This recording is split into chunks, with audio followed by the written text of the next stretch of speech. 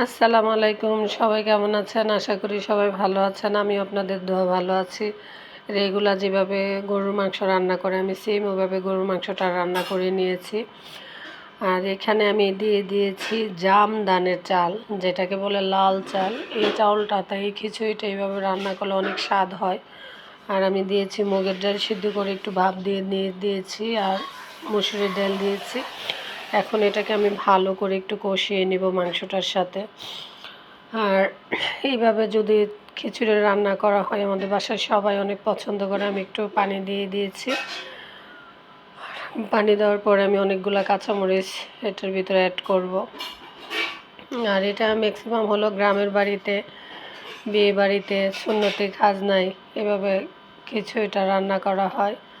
আর আমাদের বাসার এই খিচুড়িটাকে সবাই অনেক পছন্দ করে। আর যে যেখান থেকে ভিডিওটাকে দেখতেছেন প্লিজ ভিডিওটাতে লাইক কমেন্ট শেয়ার করবেন, আর সবাই পাশে থাকবেন। আমার খিচুড়িটা প্রায় হয়ে আসছে।